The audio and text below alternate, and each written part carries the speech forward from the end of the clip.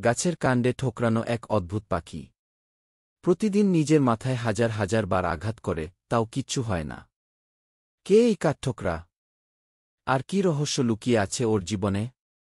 কাঠঠোকরা, ইংরেজিতে যাকে বলে উডপ্যাকার, মূলত এক ধরনের পাখি যারা গাছের কাণ্ডে ঠোকর দিয়ে খাবার খোঁজে। বিশ্বে প্রায় 200 প্রজাতির কাঠঠোকরা আছে, যাদের দেখা মেলে এশিয়া, আমেরিকা, ইউরোপ, সবখানেই গি। প্রতিদিন প্রায় 20,000 বার পর্যন্ত গাছে ঠোকরায় এই পাখি। তাহলে ওর মাথা ভাঙে না কেন? এর কারণ হল ওদের খুলি বিশেষভাবে গঠিত। মস্তিষ্কের চারপাশে থাকে শক্তিশালী প্যাডিং যা আঘাত শোষণ করে নেয়। ঠিক যেন এক প্রকার ন্যাচারাল হেলমেট। কাঠঠোকরার ঠোকরানোর মূল কাজ 3টি।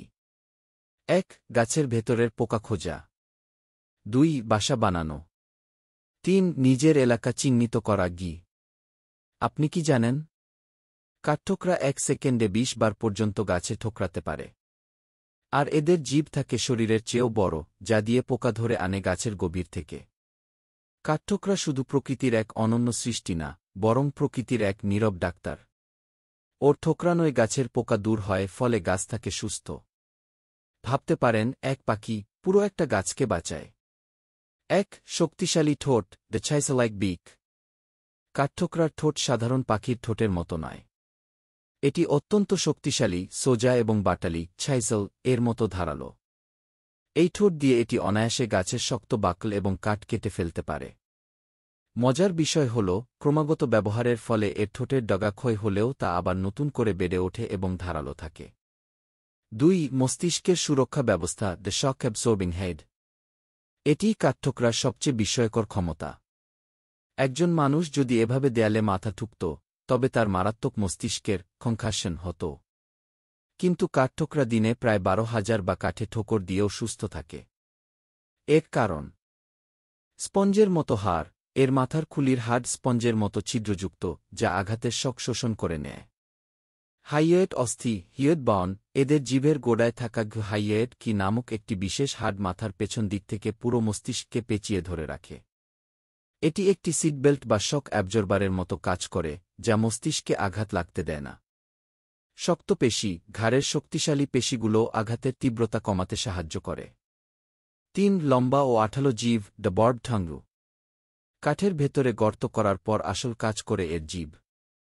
কাঠঠোকরার জিভ অত্যন্ত লম্বা, কিছু প্রজাতির ক্ষেত্রে ঠোঁটের চেয়েও 3 গুণ লম্বা, এবং এর ডগায় আঠালো লালা ও ছোট ছোট কাটার মতো অংশ থাকে। এই জিভ গর্তের গভীরে ঢুকিয়ে এটি সহজেই পোকা বা লার্ভা গেঁথে বের করে আনে। ব্যবহারের পর এই লম্বা জিভটি মাথার খুলির চারপাশে গুটিয়ে রাখে।